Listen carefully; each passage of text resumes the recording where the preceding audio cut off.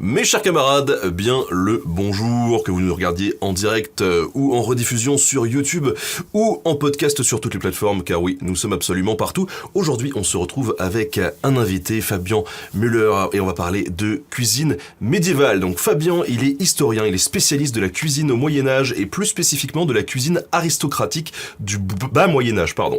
Il est chargé d'enseignement à l'université de Tours où il intervient dans le master culture et patrimoine de l'alimentation. Il est également docteur. Pas encore. Pas encore, doctorant. Il est là en duo. Il peut nous dire bonjour, je le mets à l'écran parce que... voilà. Coucou Fabien. Bonjour à tous. Doctorant, il travaille actuellement sur la thèse intitulée Le triomphe des épices, les transformations de la cuisine française entre le XIVe et le XVIIe siècle. Mais c'est pas tout, parce que quand on étudie la cuisine médiévale... quoi de mieux que de mettre la main à la pâte. Donc Fabien, il est également très impliqué dans l'archéologie expérimentale qui se mêle à l'ensemble de ses travaux. Ça a notamment été le cas lors de sa participation au programme européen Corema, le corpus des recettes culinaires au Moyen-Âge. On peut d'ailleurs voir une partie de ses travaux sur la chaîne YouTube de ce programme, COREMA. Donc n'hésitez pas à aller faire un petit tour. Il est aussi directeur du collectif Cuisine Historique qui, comme son nom l'indique, c'est un peu comme le Port-Salut, s'intéresse à la cuisine historique aux travaux, à travers les travaux de recherche, les expositions, les conférences et évidemment de l'archéologie expérimentale. Voilà, et bon, je le précise, c'est pas la première fois qu'on reçoit Fabien sur Nota Bene, puisqu'ensemble, on a déjà fait par exemple des délicieuses fèves volards sur YouTube. Et on m'en parle encore régulièrement. C'était un bon moment. C'était un bon moment. Et puis, je suis ravi, Benjamin, que tu m'as invité pour ce live où on va pouvoir parler de plein de choses qui nous passionnent tous les deux. Oui, et en plus, je veux dire, donc là on est en direct, il est 10h, on est parti pour 2 heures, donc au moment où on va finir, ça va être midi, pile le moment de s'envoyer un petit gueuleton, et là on a 2 heures pour se mettre en appétit avec le sujet, quoi. Ça va être cool. Alors, j'ai pour habitude de demander aux invités qui viennent dans cette émission, quel a été un petit peu leur parcours. Comment est-ce que toi tu en es venu à cette cuisine historique ? Écoute, en t'écoutant parler, déjà, je me suis dit, waouh, c'est vrai que je fais beaucoup de choses. Et le parcours, c'est un parcours de passionné. Dès l'âge de 7 ans, en fait, mes parents, ils me laissaient faire mes expériences culinaires tout seul. Et c'est en mangeant des omelettes aux pommes de terre avec des patates crues et les œufs cramés que je me suis rendu compte qu'il y avait des temps de cuisson différents pour les ingrédients, mais ça s'est fait de façon complètement empirique en fait avec nos expériences. Et ensuite, quand j'étais durant ma scolarité en troisième, j'ai eu un prof d'histoire passionnant et passionné et qui m'a transmis cette passion, alors que lui, il n'était pas du tout médiéviste, mais j'ai eu vraiment cette passion de l'histoire qui s'est affinée au fil du temps. Et voilà, j'ai mélangé ces deux passions de la cuisine et de l'histoire pour en faire mon boulot. Et alors un boulot qui n'existait pas vraiment. On est quand même en France. Enfin, on était en tout cas à mon époque. J'ai un peu plus d'heures au compteur que toi. Si peu. Mais on était vraiment dans des métiers un peu cloisonnés. Il n'y avait pas toute cette mentalité de la Startup Nation où on peut construire et monter son projet comme ça du tac au tac. Donc ça a été un peu compliqué. Il a fallu employer des chemins de traverse. Mais voilà, petit à petit, je suis arrivé, je pense, non pas à mes fins, mais à arriver à ce que je voulais au départ, pouvoir enseigner l'histoire, enseigner la cuisine, mélanger les deux, mais d'une façon différente, en sortant un peu en prenant des chemins de traverse, quoi, en sortant un peu de ces sentiers battus. Oui, puis à côté de ça, tu participes aussi de temps en temps à des émissions. Enfin, nous, on s'est rencontrés, il me semble, alors je sais plus c'était quelle date, mais peut-être 2016-2017, tu m'avais appris à cuisiner un pasté de char. Ouais, c'était à Loches, c'était au château de Loches, c'était dans le cadre d'une exposition, ouais, c'était la première fois qu'on se rencontrait, puis on avait fait 3 recettes ensemble. Très bonne manière de faire connaissance, je vous le conseille, de cuisiner pour la première fois quand on se rencontre. Petite question historiographie, c'est-à-dire étude de l'histoire, en fait, l'étude de l'étude, quoi. Depuis quand on s'intéresse à l'alimentation médiévale, en fait ? Je dirais pas qu'on s'y est toujours intéressé, mais il y a toujours eu des historiens à partir du moment où l'histoire est devenue presque un métier, hein. Je pense notamment à Pichon Vicaire, qui ont édité le Viandier Taïwan et le Ménager de Paris au XIXe siècle. Donc après, il y a eu énormément de bêtises et d'idées reçues qui ont été dites dessus, qui ont été véhiculées. Je pense à Bourdieu, hein, qui disait que la cuisine du Moyen-Âge c'était un affreux salmigondis saturé d'épices. Donc ça montre bien l'image que l'on avait, le goût outrancier des épices pour cacher le goût des viandes avariées. C'est une idée reçue qui circule encore aujourd'hui. Mais on va dire que c'est vraiment depuis une trentaine, allez, 30-40 ans, vraiment sous l'impulsion de Jean-Louis Flandrin et de ses élèves, dont Jean-Luc Flandrin qui est malheureusement décédé aujourd'hui, mais avec des personnes passionnées, passionnantes comme Bruno Loriot qui ont pris le relais. Donc voilà, moi je dirais depuis 30-40 ans, vraiment, il y a une recherche systématique et vraiment pertinente sur l'alimentation médiévale. Et comment elle a évolué cette recherche ? On passe par quoi en fait ? Est-ce qu'il existe des livres ? Est-ce que c'est plutôt de l'archéologie qui peut nous renseigner ? Qu'est-ce que... Alors le corpus est assez large. Il y a effectivement l'archéologie. L'archéozoologie nous donne des renseignements sur les tailles, les formes des animaux. C'est là qu'on peut dire qu'une vache a la taille d'un poney. Durant le Moyen-Âge, les traces de découpe également sur les os qui nous renseignent sur les habitudes bouchères, les traces de cuisson sur les os. Donc l'archéozoologie est très importante, l'archéobotanique également pour les autres ingrédients du règne végétal, l'arcarpologie pour l'étude des graines, même l'anthracologie où on va étudier les charbons qui vont permettre de déterminer le bois utilisé dans les foyers et par là même le rendement.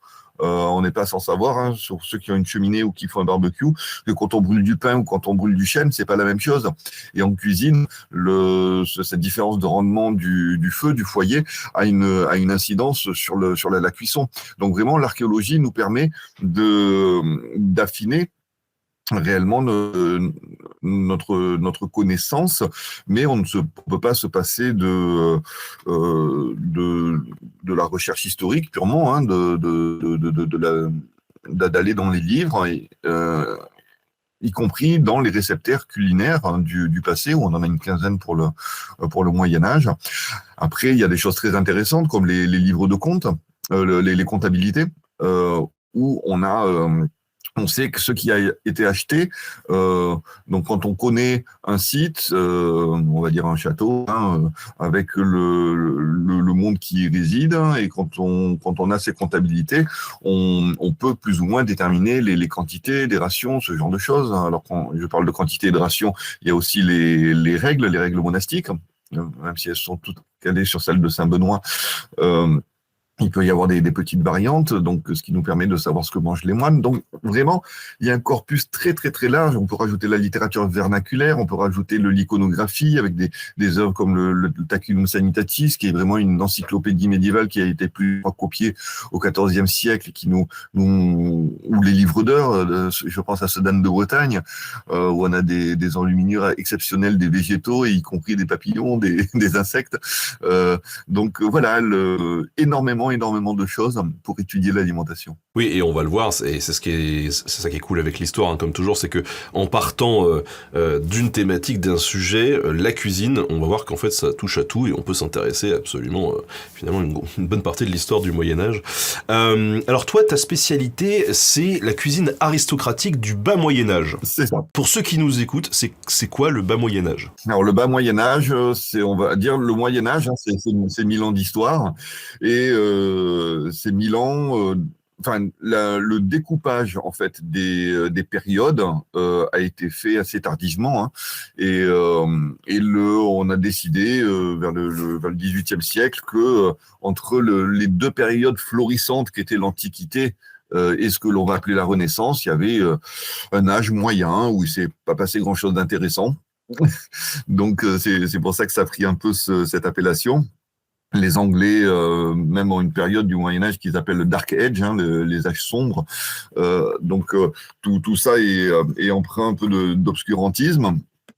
Et donc, nos historiens plus actuels, qui sont pas toujours tous d'accord sur la date de début et de fin du Moyen-Âge, mais grosso modo, on va dire c'est 5e, 15e siècle.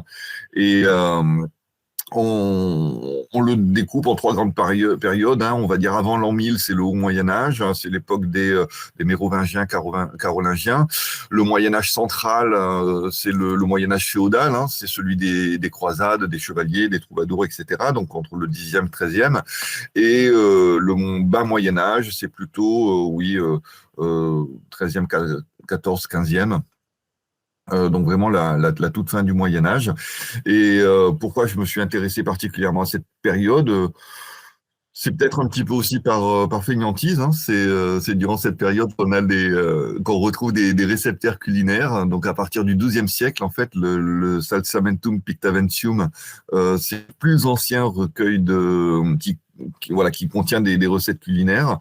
Et après, c'est vraiment fin 13e, début 14e, avec le manuscrit de Sion, et puis après tous ceux qui sont un peu plus connus, le Ménager de Paris en 1392, le Viandier de Taïwan, qui sera plusieurs fois réédité, etc. Et il n'y a pas pour la curiosité, même si c'est pas le sujet, il n'y a pas de référence antérieure, par exemple au Moyen-Âge, on n'a pas de référence sur les Mérovingiens, par exemple ou... Alors, le Dere Coquinaria d'Apicius est encore connu. Mais pas forcément utilisé. On a la bulle, la missive d'Antimus au fils de Clovis, où il lui donne des préceptes alimentaires, vraiment des conseils de diététique, on peut dire, et dans lequel il décrit le garum, qui est cette espèce de jus de poisson qui ressemble un peu au gnocchma, mais dont étaient friands les Romains. Et là, il dit clairement qu'il faut arrêter d'en manger, quoi. Donc, en fait, il faut pas se dire qu'il y a une cuisine pour chaque époque, mais il y a des évolutions qui sont assez lentes. Et ça, je le rencontre bien sur mon sujet d'étude actuel. Hein. Donc, comme tu l'as précisé, je poursuis laborieusement mon doctorat. Et on pensait, pendant longtemps, on a pensé qu'entre l'alimentation médiévale et l'alimentation de la Renaissance, il y avait une rupture qui était brutale. Aujourd'hui, on sait qu'il n'y a pas de rupture, mais il y a vraiment une évolution lente et une continuité, mais on ne sait pas comment elle s'est faite. Et c'est vrai que voilà, mon boulot du moment, c'est essayer de déterminer comment cette évolution s'est produite. Alors, du coup, tu es spécialiste sur le bas Moyen-Âge, mais aussi de la cuisine aristocratique. Donc vient la question essentielle, c'est quoi l'aristocratie ? L'aristocratie, c'est ceux qui ont les moyens, ce sont les puissants, ceux que Massimo Montanari appelle les potens. Et si on prend l'œuvre de Duby, on a ce Moyen-Âge qui est... donc l'imaginaire du Moyen-Âge féodal qui est séparé en 3 classes, hein, les paysans, les moines et les chevaliers, pour faire simple. L'aristocratie, c'est cette classe chevaleresque, en fait. Hein, c'est ceux qui ont des possessions, qui ont de l'argent, qui peuvent se payer un luxe alimentaire. Et pourquoi l'aristocratie ? Déjà parce que les ouvrages de recettes ne sont pas forcément destinés à la paysannerie, donc ils sont vraiment destinés à l'élite, même si dans les réceptaires culinaires, on a à la fois la cuisine des élites et à la fois la cuisine des communs. Parce que, je reprends l'exemple du château, il y a le seigneur, sa cour, sa suite, mais il y a également tous les soldats, tous les servants qui sont dans ce château-là et qui mangent aussi.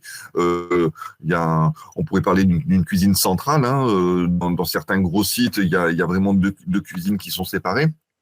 Mais sinon, on veut parler d'une cuisine centrale qui fait à manger pour tout le monde, mais qui ne fait pas manger les mêmes choses.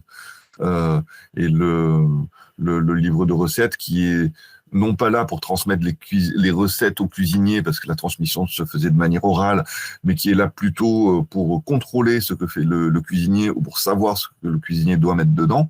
Le livre de recettes concerne vraiment celui qui sait lire, hein, déjà. Donc c'est-à-dire pas tout le monde. Et donc l'aristocratie, sur le bas Moyen Âge, c'est aussi bien la noblesse que également il y a il y a les grands prélats, hein, de l'Église, hein, les papes, les évêques, hein, qui sont très fortunés. Donc c'est une forme d'aristocratie.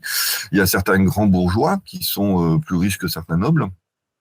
Donc voilà, c'est vraiment c'est ceux qui ont les moyens de se faire plaisir à table. Alors, avant de rentrer sur ce sujet spécifique de la cuisine aristocratique, je pense que beaucoup de gens se demandent aussi, se posent des questions sur la cuisine du peuple, tout simplement. Est-ce que là-dessus, tu as des choses à dire ou est-ce qu'on sait pas, parce qu'il n'y a pas de livre Alors, on connaît pas les recettes spécifiques, mais on sait effectivement ce que l'on mangeait. Et là, c'est vrai que l'archéologie est très intéressante parce que elle nous délivre vraiment les ingrédients qui étaient consommés en fonction des régions, en fonction de l'époque, en fonction des classes sociales. Il y a la littérature, hein, la littérature vernaculaire ou même la littérature savante qui peut nous donner des renseignements assez précis.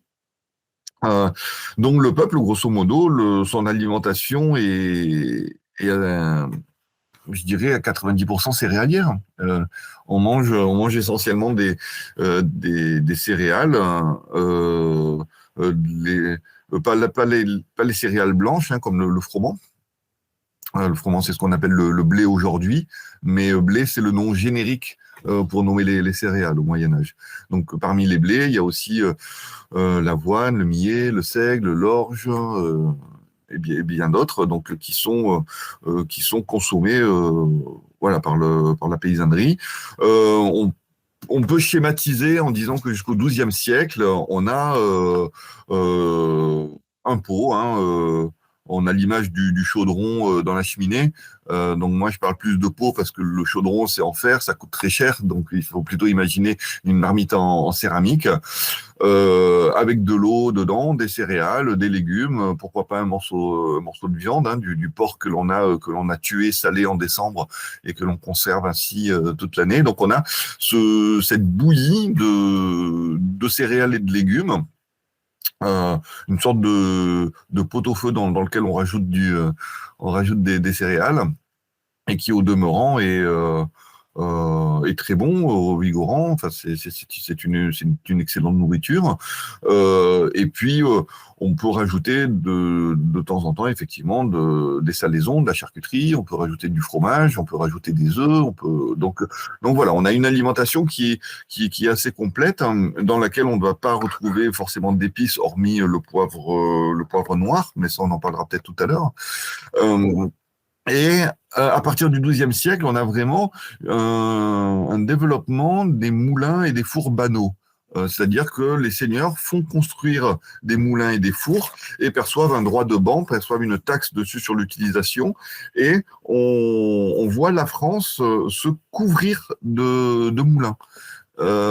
Et on peut vraiment considérer qu'à partir du XIIe siècle, cette bouillie progressivement est transformée par un système alimentaire qui sera un companage, c'est-à-dire des aliments qui accompagnent le pain. La céréale reste toujours l'alimentation principale, mais sous forme de pain plutôt, et avec des aliments qui sont cuisinés autour ou qui rentrent dans le pain. Voilà, les bases alimentaires restent les mêmes, mais avec une évolution dans la pratique. Pour ceux que ça intéresse, hein, sur YouTube, on avait fait un reportage sur la commanderie templière d'Arville, et vous y trouvez dedans, on filme et on cause un petit peu d'un four qui avait été mis en place dans cette commanderie templière et qui servait pour tout le village. Hein. Les gens venaient pour faire cuire leurs trucs là-dedans. Donc là, il y avait quand même un petit peu de viande. Ils avaient le droit quand même de chasser le peuple ou pas du tout pour. On parle souvent du droit de chasse. Alors c'est vrai que il y a des domaines de chasse qui sont réservés pour pour les seigneurs, pour s'adonner à la chasse, qui est à la fois un loisir et puis une façon de briller, un entraînement à la guerre. Enfin, il y a vraiment tout plein de facteurs. Mais il ne faut pas imaginer qu'un paysan n'a pas le droit de chasser. La chasse n'est pas forcément un droit. Un seigneur a un devoir de chasse et de protection sur ses terres. Je sais pas, pour ceux qui sont à la campagne, qui ont déjà vu des sangliers passer dans un champ, ils retournent tout, quoi. Et après, voilà, il y a aussi des bêtes qui sont dangereuses. Il y a toujours cette fameuse peur du loup pour les bêtes, hein. Donc voilà, il y a des animaux qu'il faut chasser, dont il faut débarrasser les terres pour que les paysans puissent vivre sainement, on va dire. Mais et rien n'empêche de poser des collets ou d'attraper des oiseaux avec de la glu ou de chasser à la fronde. Voilà, la chasse au Moyen-Âge, c'est aussi une question de moyens, quoi. Quand on va chasser l'ours ou le cerf ou même le sanglier, ben, on a des chiens, on est plusieurs, on a des armes. On fatigue les bêtes, on va les achever à l'épieu. Et quand vous avez un sanglier qui vous fonce dessus et que vous êtes avec votre épieu de chasse, quoi, et qu'il faut faire une réception de charge, enfin, je veux dire, vous avez une voiture qui vous fonce dessus et vous êtes là et vous l'attendez avec un bout de bois, avec un morceau de fer au bout, quoi. Enfin, je veux dire, il faut les avoir bien accrochés au fond des braies pour aller chasser au Moyen-Âge, quoi. Et, et voilà, donc la paysannerie ne s'adonne pas forcément à ce type de loisirs extrêmement dangereux, quoi. Il y a des grands seigneurs, il y a des rois qui sont morts d'un accident de chasse, hein, donc. Baratheon, hein, pour ceux qui suivent Game of Thrones.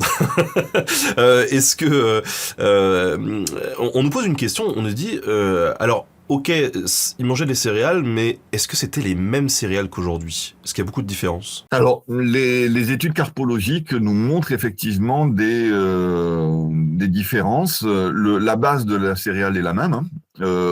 Quand on fait des analyses ADN d'amidon, on voit que on reconnaît clairement les céréales. Elles sont typées, mais elles ont évolué par rapport à aujourd'hui.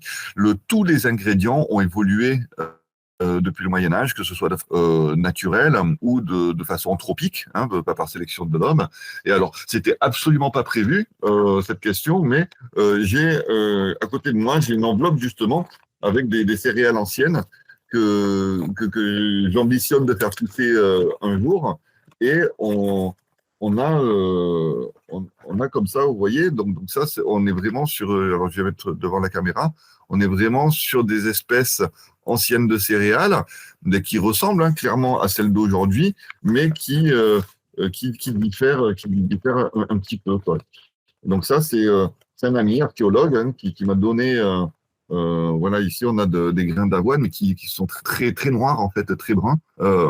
C'est un ami archéologue qui m'a donné des graines, et que je dois faire pousser un jour où j'aurai le temps et le terrain pour avec l'ambition d'arriver à un moment donné à faire une récolte suffisamment importante pour pouvoir faire de la farine et du pain avec et goûter ces céréales anciennes. Traditionnellement, aujourd'hui, même si c'est pas le cas pour tout le monde, on va dire qu'on a le petit déjeuner, le déjeuner et le dîner, même si certains sont des hobbits et qu'ils ont la collation de 10 heures et le truc, voilà. Mais du coup, à l'époque, est-ce qu'il y a différents types de repas? Oui, ben on a le dîner et le souper. Le dîner qui correspond au repas de midi, le souper qui correspond au repas du soir. Et puis, effectivement, rien n'empêche non plus de prendre des collations en dehors, hein. Enfin, à un moment donné, il faut se dire qu'au Moyen-Âge, ce sont aussi des hommes et des femmes avec leurs penchants, leurs tendances, y compris la gourmandise, hein. Si on l'a placé parmi les péchés capitaux, c'est que ça existe. Donc,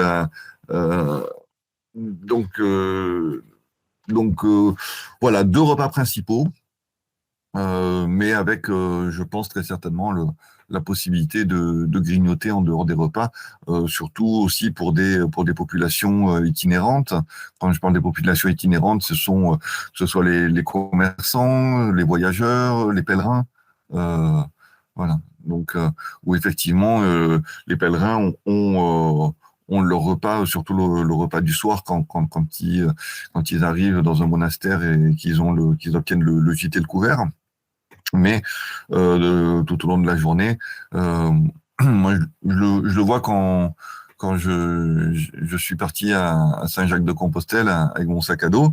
Euh, je mangeais surtout le soir et en fait tout au long de la journée, soit je grignotais, soit je glanais quand je voyais bon, il n'y en avait pas au Moyen Âge, mais quand je voyais des kiwis sur une branche sous la neige, j'hésitais pas à en cueillir un et ça me faisait une dose de vitamine et de bonheur et je repartais un peu plus léger, quoi. En tout cas dans l'esprit. Et voilà, donc mais sinon, deux repas principaux, je pense. Alors vu qu'on parle de partir léger, quand on parle de repas de la noblesse au Moyen-Âge, on a quand même souvent cette image d'un énorme banquet médiéval qui nous vient en tête, sûrement popularisé par le cinéma aussi. Est-ce que ce type de banquet a vraiment existé et comment ça s'organisait? Oui. Il faut savoir qu'un banquet dure sur plusieurs heures, voire plusieurs jours. Ah, c'est un rêve.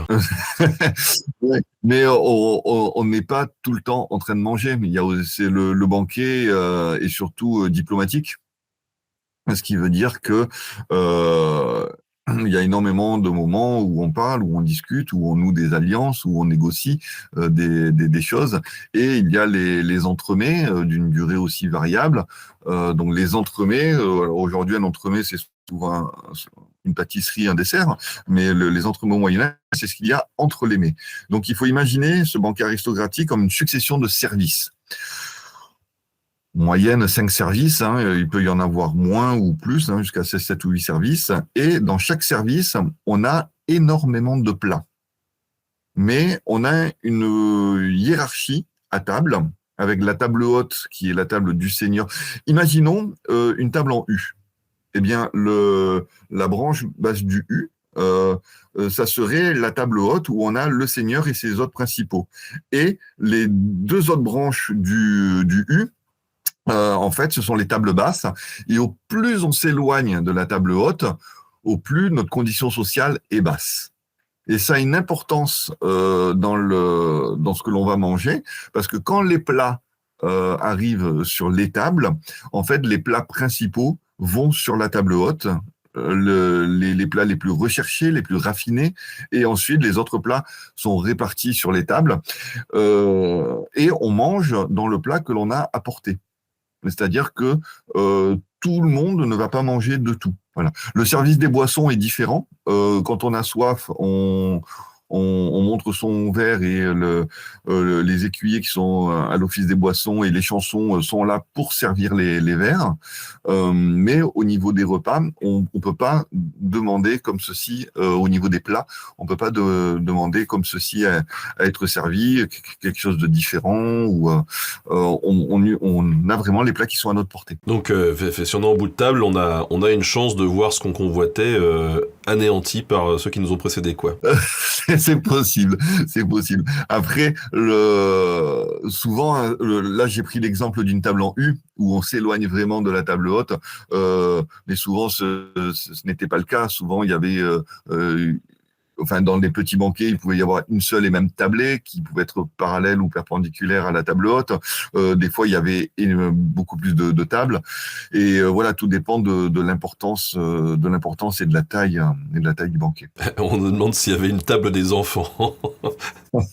Non, les enfants ne sont pas à table. On voit sur certaines enluminures que des fois des dames ont une table à part, mais quand on regarde les contenances de table de la fin du Moyen Âge, qui s'adressent déjà aux enfants, j'en ai une en tête qui commence par ces vers, enfant qui veut être courtois et à toutes gens agréable, mais c'est dit en entente et les garde en François.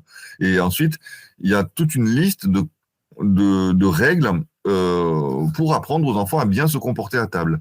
Ils ne sont pas forcément à la table du banquet, sauf si vraiment on a un rôle particulier, quand Louis IX, Saint-Louis était enfant et que la régence du royaume était donnée à sa mère, ça m'étonnerait qu'il n'ait pas participé au banquet aristocratique, parce qu'il était le roi tout enfant qu'il soit. Mais sinon, quand on regarde l'iconographie, on ne voit pas forcément d'enfants à table. Alors, quand on a préparé cette émission, on a partagé sur Twitter le sujet et quelqu'un nous a dit manger pour mieux vomir, vomir pour mieux manger. Est-ce que c'était vraiment le cas? Parce que là, tu nous dis que des fois que ça dure même des jours. J'imagine qu'il faut savoir se ménager et avoir un certain rythme. Ben voilà, là on est typiquement dans une idée reçue. Je parlais à l'instant des contenances de table. On nous apprend à bien nous tenir à table. Enfin, je veux dire, c'est le banquet est diplomatique. Et donc, il faut savoir qu'au Moyen Âge, on est dans des siècles. Bon, enfin, ça a toujours été vrai de toute façon, hein, de représentation. L'habit fait le moine, en fait. Quand on est riche, on le montre et on se conduit, on se comporte aussi comme tel. Donc, le fait de s'en mettre plein la lampe, d'aller vomir dans un buisson et de revenir manger, comme on a pu, même si l'image est plaisante et a pu correspondre à une certaine époque, à ce que l'on imaginait du Moyen Âge. Bon, ben, je suis heureux aujourd'hui de savoir que cette image-là est faussée. Est-ce que pour le coup, donc il y avait on imagine qu'il y avait quand même une équipe de cuisiniers, au moins un cuisinier, après ça dépend la taille de l'infrastructure qui accueille le repas, mais on pouvait embaucher du personnel supplémentaire pour les grosses occasions? Ben oui, très, très certainement. Hein, qui dit gros banquet dit grosse équipe. Déjà, il faut s'imaginer que dans une cuisine au Moyen-Âge, comme aujourd'hui dans les grands restaurants, on a une brigade. C'est-à-dire qu'on a le cuisinier, on a le rôtisseur qui s'occupe de faire rôtir les viandes, le hasteur qui s'occupe d'entretenir le feu, on a des enfants de cuisine galopins, peut-être parce qu'ils courent partout, et qui sont là aussi pour les menus tâches. On a vraiment, on a toute une équipe qui est là pour la réalisation des plats, pour la réalisation des mets. Mais quand on a un grand banquet, nécessairement, on a besoin de plus de monde. Alors, autant pour le service, c'est facile, parce que servir un banquet, c'est une tâche honorifique. Donc, on a souvent des écuyers ou des chevaliers qui servent au banquet. C'est un honneur pour eux. Et derrière, ils reçoivent des cadeaux. Pour tel banquet, on a mis une vaisselle en or, peut-être que l'écuyer tranchant va pouvoir repartir avec cette vaisselle en or. Et après, il y a également toutes les personnes qui officient pour la réalisation d'un banquet, mais qui ne sont pas forcément attachées directement au service d'un seigneur. Je pense aux lavandières qui vont faire les nappes, je pense aux charpentiers, aux menuisiers qui vont fabriquer les tréteaux et les planches pour qu'on puisse mettre la table. Et voilà, énormément de corps de métier. Mais enfin voilà, grosso modo, il ne faut pas imaginer que sur un grand événement, on est uniquement l'équipe du site. Je ne veux pas schématiser en disant un château, mais vraiment parce que des fois, ça se passe même en plein air. Mais également du personnel supplémentaire en renfort et également des autres corps de métier qui gravitent autour et qui sont sollicités. Alors, petite question, est-ce qu'à l'époque, tu nous as parlé là de vaisselle à un moment donné, on mangeait dans des assiettes? Oui, alors qui n'a pas le nom d'assiette. Ce que l'on appelle assiette, ça peut être un service. Hein. On dit par exemple première assiette, on a ça et ça à manger. Et pour vraiment le contenant individuel, on va manger dans des tailloirs qui eux-mêmes peuvent accueillir des tranchoirs. Le tranchoir, généralement, c'est un morceau de pain. Sur lequel on va manger et quand le tailloir est partagé, il arrive très souvent de partager son tailloir et donc de partager son tranchoir. On devient compagnon. On mange en compagnie parce qu'on partage le pain. Au niveau des couverts, on avait le même type de couvert qu'aujourd'hui? Oui, les doigts. les doigts sont l'ustensile le plus utilisé par l'homme, y compris pour manger. Après, pour les mets les plus liquides, on a des cuillères et tout le monde à l'époque a sur soi son couteau qui permet également des découpes. Est-ce que durant ces banquets, il y avait un petit peu d'animation? Et quel type d'animation on pouvait trouver Ben oui, je parlais des entremets tout à l'heure. Hein. Ces entremets sont de véritables animations, de véritables moments de spectacle. Et ça peut être complètement varié en fonction de la thématique du banquet. Particulièrement sur le banquet de 1456, donné par Charles V, où il accueillit l'empereur Charles IV et son fils Venceslas. Et clairement, la thématique du banquet, c'était de relancer une croisade pour reprendre Jérusalem. Donc du coup, pendant le banquet, on a eu une nef arrivant avec Pierre l'Ermite qui a prêché la première croisade, hein, où on avait des décors qui avaient été montés dans la salle. Donc il faut imaginer que ce banquet se passait à la conciergerie. Donc une grande salle immense avec des voûtes de partout et on avait donc toutes ces animations qui se passaient au milieu. Et là c'est juste un exemple, mais en fonction de la thématique du banquet, on peut avoir plein d'entremets divers et variés. Je pense à un autre où 4 hommes forts, je sais plus, amenaient une sorte de brancard. Sur ce brancard, il y avait une colline qui avait été faite. De cette colline, il y avait de l'eau de rose et du vin vermeil qui coulait depuis des sources. Donc on imagine déjà tout le système qu'il a fallu mettre en place. Et il y avait également aux 4 angles des enfants habillés en angelots qui chantaient. Donc on a des moments comme ça très visuels de spectacle, et puis on peut imaginer également d'avoir des personnes qui jouent aussi bien de la musique, qui chantent, qui fassent de la jonglerie au sens traditionnel, enfin, au sens où on l'emploie aujourd'hui, des saltimbanques, donc qui vont sauter sur les bancs. Voilà, énormément de choses. Et puis ces entremets rentrent complètement dans ce que j'appelle la sociologie de la table, où on a ses us, on a ses coutumes, on a ses rites, et ils en font complètement partie. Alors, tout ça, c'est de la cuisine un peu exceptionnelle, ou en tout cas événementielle. Au jour le jour, comment ça se passe, cette cuisine aristocratique? Est-ce qu'il y avait une pièce déjà qui était dédiée au repas? Alors non, il n'y a pas réellement de pièce qui est dédiée au repas.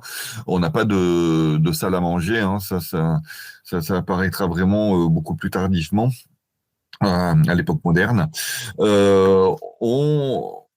Comment se passent les repas?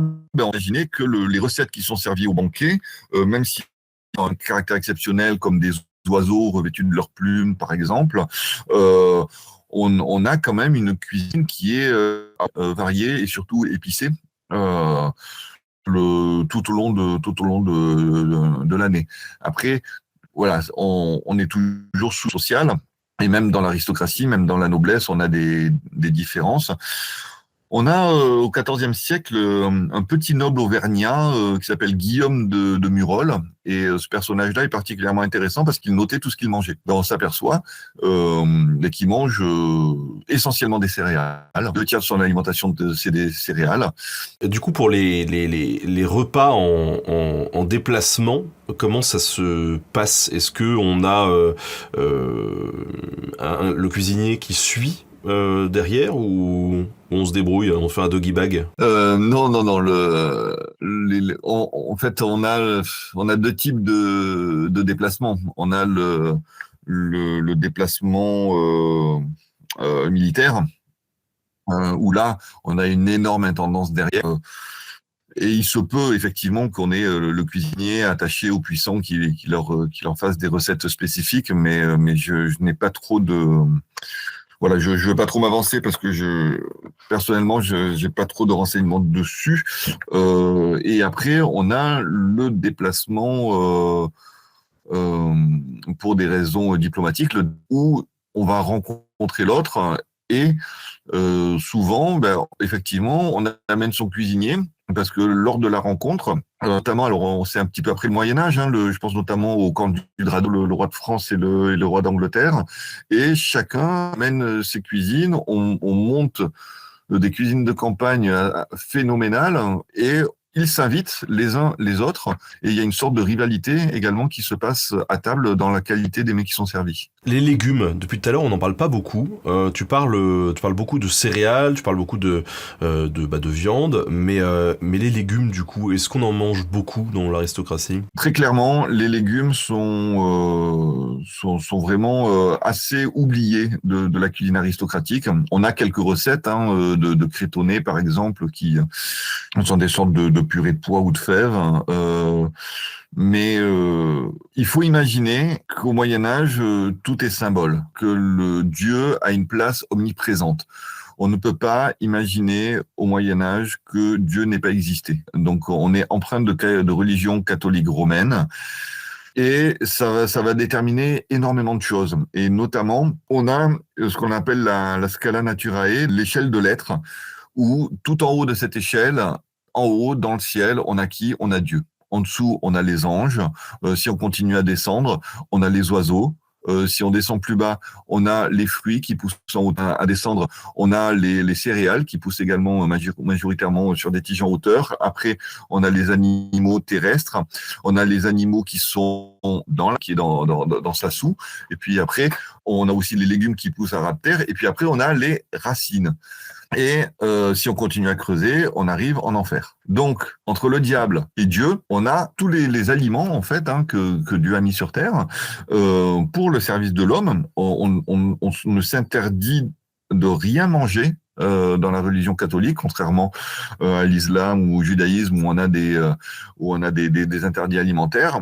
Là, vraiment, dans la religion catholique, on peut tout manger, mais selon sa condition sociale, je crois que c'est le sociologue Poulenc qui a dit ça non, c'est Fischler, dans l'Omnivore. Fischler, en disant que ce qui fait vraiment la spécificité alimentaire de la richesse, c'est qu'ils ont le choix. En fait, eux, ils peuvent tous payer. Donc, ils vont choisir ce qu'ils veulent manger. Soit par conviction, par croyance, par snobisme, il y a des tas de raisons. Moi, par exemple, j'ai une petite clairette de Die que j'adore et que je préfère à certains champagnes. Donc, je pourrais, par snobisme, ne boire que du champagne. Mais je préfère répondre à mes goûts propres et boire ma petite clairette. Mais une fois de plus, au Moyen-Âge, rappelons-le, l'habit fait le moine. Donc, on a vraiment quelque chose à donner en termes de représentation. Et cette croyance de cette échelle alimentaire fait que l'on va préférer consommer des volatiles, notamment les produits de la chasse, avec une petite contradiction sur ce que je viens de dire sur le sanglier, parce qu'effectivement, on consomme du sanglier qui lui-même est dans sa soue, mais il y a une valorisation de l'animal du fait de ce qu'il faut déployer comme force, comme énergie pour le chasser. Et donc les légumes, on voit bien que les légumes, ils sont un peu en bas de cette échelle, notamment les légumes racines, ce qui n'empêche pas d'en rencontrer dans les réceptaires culinaires. Mais je rappelle que le livre de recettes au Moyen-Âge sert aussi bien la cuisine aristocratique que la cuisine des communs. Donc, il faut se servir des menus de banquet pour voir quel type de légumes peut être cuisiné. Alors, tout à l'heure, tu nous évoquais l'utilisation d'épices. Est-ce que tu peux nous en dire un petit peu plus là-dessus? Là aussi, la consommation des épices répond à plusieurs principes, à plusieurs critères. Dieu, une fois de plus, est dans l'affaire, parce que les épices et le paradis terrestre est clairement localisé entre l'Euphrate et le Tigre. Et les routes du paradis sont connues par les Arabes qui en font le commerce. Et ils n'hésitent pas à véhiculer des tas de légendes sur les épices pour les vendre encore plus cher. Et on abuse ainsi de la crédulité des Francs qui n'ont pas Twitch, qui n'ont pas Facebook, qui n'ont pas la télévision et qui aiment à se baigner comme ça de merveilleux. Alors aujourd'hui, on sait que la majorité des épices vient d'Extrême-Orient et que les Arabes, on faisait le commerce via différentes caravanes. Et quand les épices arrivaient sur nos tables occidentales, ils avaient déjà parcouru la moitié de la planète. Mais au Moyen-Âge, on pense réellement qu'elles viennent du paradis. À côté de ça, les épices ont des vertus qui peuvent aider à la digestion. Le gingembre est un tonique, hein, et il fluidifie le sang également. Donc on a comme ça des vertus avérées des épices. Et dans la pensée médicale de l'époque, qui se calque à la fois sur les écrits d'Hippocrate au IVe siècle avant Jésus-Christ et de Galien de Pergame au 1er siècle avant Jésus-Christ, on est sur cette théorie des humeurs. D'ailleurs, il y aurait un sujet. On est sur la théorie des humeurs, le chaud, le froid, le sec, l'humide. Et les épices, en fait, on va chercher un équilibre alimentaire. Les épices, elles sont majoritairement chaudes et sèches, majoritairement jusqu'au 3e degré, ce qui est, on va dire, une meilleure tendance que d'être froid et humide. Mais voilà, on va accommoder les plats d'épices et essayer de rétablir une sorte. On a une recette aujourd'hui qui est complètement, c'est mon ami Bruno Loriot qui m'en avait parlé, et on est complètement dans cette pensée médicale du Moyen Âge. C'est le melon au Porto avec sa tranche de jambon. Le Porto, lui, est chaud et sec, c'est un alcool. Le melon, pardon, humide, et le jambon, lui, est sec. Et donc, on est sur un équilibre complet au niveau de cette théorie des humeurs. Et voilà, donc ça, c'est assez passionnant de lier histoire de l'alimentation et histoire de la médecine. Et c'est entre autres ce sur lequel je travaille pour voir cette évolution de la cuisine entre le Moyen-Âge et la Renaissance. Alors, ces épices, on évoque souvent le rôle des croisades dans le fait qu'on ait pu les découvrir en Occident. Qu'est-ce que tu as à nous dire là-dessus? Les épices sont connues déjà avant, hein, quand il suffit de regarder les recettes antiques pour voir que l'on consomme déjà des épices. Quand Alaric Ier a mis à sac la ville de Rome, pour s'en aller, il a demandé un tribut dans lequel il y avait de l'or, du cuir, des esclaves hommes et femmes, et l'équivalent d'une tonne de poivre. Donc du poivre rond, du poivre déjà connu. Les croisades a permis de développer le commerce de ces épices, a permis d'en obtenir plus facilement, mais dans la sphère médicale, les épices sont extrêmement utilisées, tout autant, si ce n'est plus que dans la sphère alimentaire. Et quand on prend des écrits d'Ibn Butla, par exemple, ou d'Avicenne, donc vraiment on a des médecins arabes qui ont été très importants pour le développement de la pensée médicale en Occident. Et bien sûr, il nous parle d'épices. Donc les épices sont connues et utilisées, mais c'est vrai que les croisades ont permis notamment de découvrir le sucre, qui est considéré comme une épice, et les croisés nous parlent de ces champs de tuyaux à miel. Et voilà, le commerce en a été intensifié, en a été développé. Les croisades, il ne faut pas voir uniquement des expéditions militaires. Les expéditions militaires vont durer quelques années, et entre deux, on avait des Arabes qui s'entendaient très bien avec des Occidentaux, et comme il y avait des Arabes qui se mettaient sur le coin de la caboche entre eux, tout comme des Occidentaux qui se mettaient sur le coin de la caboche entre eux, on a pu avoir des seigneurs francs alliés à des seigneurs arabes combattre d'autres seigneurs francs alliés eux-mêmes à d'autres seigneurs arabes. Enfin, cette période des croisades est assez compliquée. Il ne faut pas le voir uniquement ça comme une expédition militaire où on va casser de l'arabe pour délivrer le sacro-saint tombeau du Christ. De toute façon, quand il y a des conflits, personne n'est blanc. Hein. J'engage aussi à lire Amin Malouf, Les croisades vues par les Arabes. C'est assez intéressant parce que l'histoire est souvent écrite par celui qui la gagne. Hein. Voilà, d'avoir le point de vue inverse, c'est intéressant aussi. Alors, il y a une idée reçue, peut-être, qui veut que les épices dans l'alimentation médiévale, ça servait surtout à cacher un mauvais goût. Voilà. D'où est-ce que ça vient, cette idée reçue? Ouais, on en a parlé un petit peu au début. Hein. Moi, je pense que les historiens des siècles précédents et même les sociologues des décennies précédentes ont fait du mal en imaginant des choses. Et là, depuis 30-40 ans, on en revient. Une fois de plus, un Moyen Âge, un âge obscur, un âge sale, où on se lavait pas, où le Seigneur y couchait avec la jeune mariée, où on mangeait mal et donc on mettait des épices pour que ça puisse passer. Non, les épices coûtent une fortune. On a parlé un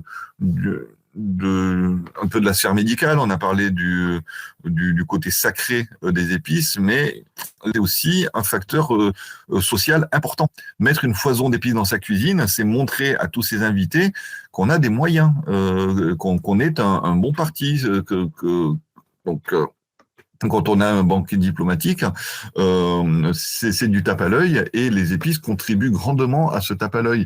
Et il coûte tellement cher que comment imaginer que quelqu'un qui a les moyens de mettre une fortune à table dans sa cuisine, il va mettre une viande pourrie.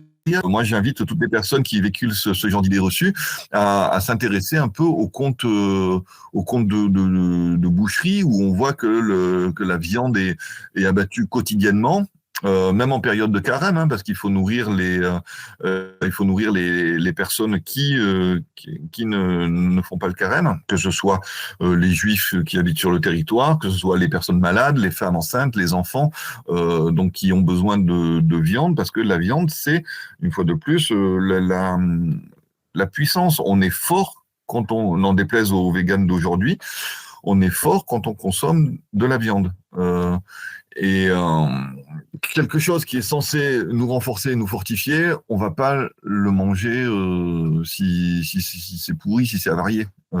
On peut laisser faisander volontairement certaines viandes pour renforcer leur goût. Mon grand-père, il accrochait les bécasses par le bec, et quand elles se détachaient toutes seules du bec, c'est qu'elles étaient bonnes à consommer. Donc aujourd'hui, rien que l'image, je suis sûr que ça dégoûte la moitié des auditeurs. Mais pourtant, ça permettait d'attendrir et de renforcer le goût du gibier. On pouvait payer en épices, du coup, vu la valeur du... Oui.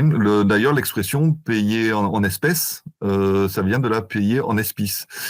Il était même... on retrouve des textes intéressants aussi sur le fait de payer en épices, notamment les faveurs de l'Église qui pouvaient être achetées en argent ou en épices, et où on interdit aux évêques d'être payés plus d'un cornet d'épices par semaine. Donc c'est voilà, il y a des petites anecdotes qui sont rigolotes comme ça. Il y a peut-être des épices qui étaient plus abordables que d'autres. Je veux dire, est-ce qu'il y en a qui auraient pu toucher d'autres sphères que l'aristocratie ou que la haute aristocratie? Oui, c'est tout à fait le cas du poivre noir dont on en a plusieurs fois parlé. Le poivre noir, donc c'est le poivron qu'on connaît aujourd'hui, Piper nigrum, à différencier du poivre long, Piper longum. Le poivre long, lui, est vraiment très prisé par la noblesse, par l'aristocratie, et le poivre noir, pas du tout. Le poivre noir est vraiment laissé à la petite bourgeoisie. Vu la quantité qui est importée, vendue, il y a une consommation énorme de poivre noir. On peut décemment penser que même dans les gens du peuple qui ont envie d'avoir des épices ont du poivre. D'ailleurs, ça a traversé les siècles parce que aujourd'hui, sur toutes les tables, on a du poivre et du sel. Alors qu'on pourrait très bien avoir autre chose que du poivre noir pour relever les plats. On a le cubeb, la maniguette, qui sont le poivre long dont je parlais, qui sont des espèces de poivre qui sont absolument exceptionnelles. Pourquoi ? Encore une tradition qui a ancré très, très profondément. Et ce poivre noir, pourquoi on ne le consomme pas dans l'aristocratie ? Je dirais pour deux raisons. La première, c'est parce qu'on en a énormément. Donc du coup, c'est la loi de l'offre et de la demande. Il y a une très grosse production, il y a une très grosse importation. Donc du coup, le coût s'en retrouve assez bas, il est très accessible et il ne remplit pas son rôle social vis-à-vis de l'aristocratie. La deuxième raison, je reviens sur cette théorie des humeurs. Il faut savoir qu'il y a différents degrés, du premier au quatrième degré. Et le quatrième degré est toujours considéré comme nocif. Et le poivre noir, lui, est considéré comme chaud et sec au quatrième degré. Donc, l'aristocratie, s'ils veulent une saveur piquante et relevée, eh bien, ils vont s'orienter sur d'autres poivres, le poivre long, la maniguette qui est très parfumée et qui vraiment arrive au XIIIe siècle et pendant 2 siècles et demi, on l'appelle même la graine de paradis. Donc, elle va vraiment exploser. Et donc voilà, ce sont des poivres ou même pour une saveur piquante, on a le gingembre, qui est la star incontestée de la cuisine aristocratique médiévale. On a d'autres rhizomes comme le galanga, qui est utilisé un peu plus en médecine qu'en cuisine. Dans les poivres, on a le cubeb aussi, lui aussi qui est très peu utilisé en cuisine, mais surtout en médecine. Donc voilà, en fonction de la sphère médicale ou alimentaire, on va privilégier telle ou telle épice.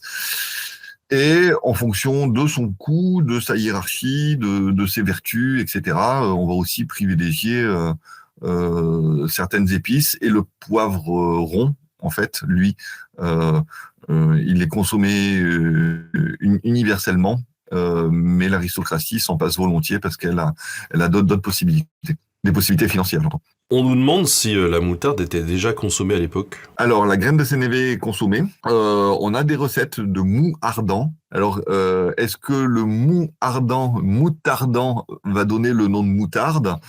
Faudrait faire une analyse sémantique un peu plus poussée. Moi, l'idée me plaît bien. Mais voilà, en discutant avec d'autres historiens, lui, il n'est pas persuadé que ce que ça vienne de là. Mais on a énormément de sauces piquantes. La moutarde telle qu'on la connaît aujourd'hui n'en fait pas partie, mais en revanche, le fait de faire bouillir des graines de sénévé dans du vin, d'épaissir avec un liant qui peut être de la chapelure par exemple, ça c'est complètement plausible. Voilà. Dans l'imaginaire, d'un point de vue archéologique, c'est plausible. On nous demande également, faut faire remarquer qu'en France il y avait des mines de sel et des salins, mais est-ce qu'il y avait d'autres cultures, entre guillemets, d'autres épices qui viendraient pas d'Orient? Alors, on a des épices qui sont la coriandre, par exemple. La coriandre a été acclimatée par les Romains dans les Gaules, et c'est une plante qui est endémique et qui pousse. Mais les graines de coriandre, on en utilise très peu. Il y a très peu de recettes qui en utilisent. Là, il me vient tout de suite un pâté de truite à la coriandre et à l'eau de rose. Mais voilà, c'est utilisé.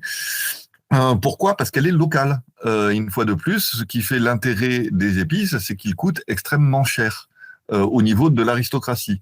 Mais au niveau des autres couches de la population, bien sûr, on a utilisé des plantes condimentaires, à la fois parce que les simples servent en médecine et à la fois parce qu'elles donnent du goût. Donc, on a pu utiliser des épices locales, effectivement, comme ces graines de coriandre, des graines de fenouil. Donc, on a pas mal d'ombellifères, enfin, on appelle ça des apiacées aujourd'hui, mais qui ont été importés bien avant le Moyen-Âge et que l'on utilise pour aromatiser sa cuisine. Il faut pas imaginer que parce qu'on est dans une petite aristocratie ou dans la paysannerie, que l'on mange mal. Voilà. Je pense qu'à toute époque, manger, c'est aussi, ça est un plaisir également. Et moi, je vois quand j'étais gamin, mes parents, ils n'étaient pas fortunés, hein. Mais on avait des ingrédients qui étaient simples, mais on a toujours bien mangé parce que il y a toujours eu cette envie de faire le petit effort et d'ajouter le petit plus qui fera que ce soit bon au final, quoi. Et alors cette utilisation des épices, donc elle est répandue dans l'aristocratie du bas Moyen-Âge. Est-ce que son utilisation, c'est quelque chose qui va perdurer? Est-ce qu'il y a des périodes où on va utiliser moins ces épices? Ben oui, complètement. À la Renaissance, l'utilisation des épices disparaît progressivement pour privilégier des plantes plus locales.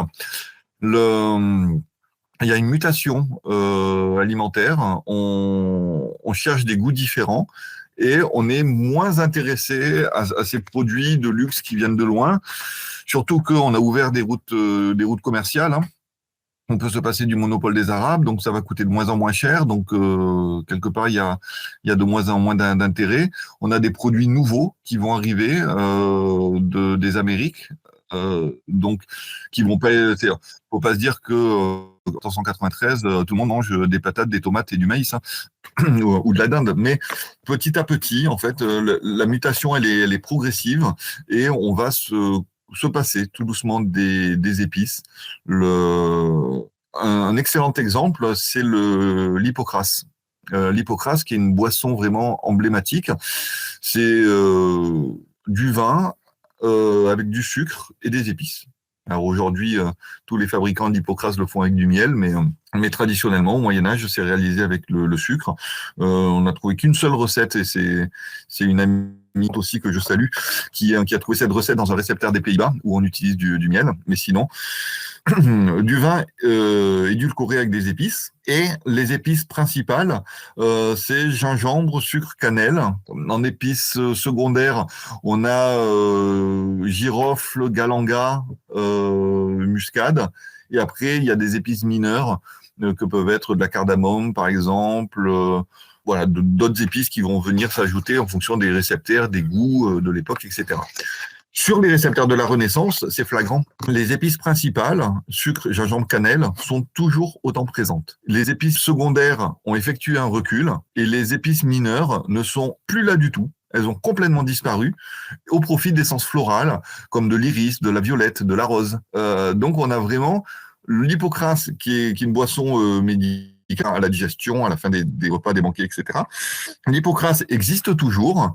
Il y a toujours une utilisation des épices principales, mais petit à petit, on s'oriente vers des essences florales, donc vers des plantes qui sont plus locales.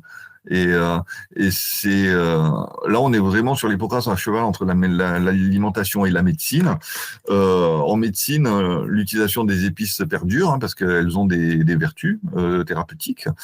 Et on est toujours sur cette pensée médicale de la théorie des humeurs, mais dans la cuisine, bien petit à petit, les épices vont disparaître. Est-ce qu'on a une raison valable d'expliquer pourquoi on les a moins utilisés, ou même plus du tout pour certaines? La raison, j'avoue, hein, c'est mon travail de thèse actuel.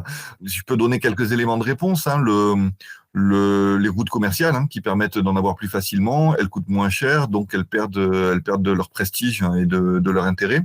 On sait qu'elles ne viennent plus du paradis. Donc là aussi, toute cette auréole de merveilleux qui a enveloppé les épices, avant, se rapprocher de Dieu en mangeant, c'était chouette. Qu'on mange des volatiles ou qu'on mange des épices, on se rapproche de Dieu. Donc il y a un point de vue métaphysique, hein, à l'alimentation aristocratique.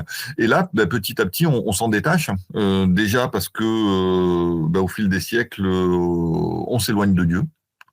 Pas forcément dans les hautes sphères, mais déjà durant le Moyen Âge, hein, on a créé le purgatoire parce que des personnes s'éloignaient de Dieu, et on leur a dit: attendez les gars, si vous avez fait des bêtises, tout n'est pas perdu. Quelques années au purgatoire et vous aurez quand même accès au paradis. Enfin, c'est alors qu'avant, on se disait: bon, j'ai fait une connerie, si Dieu ne veut plus de moi, moi non plus.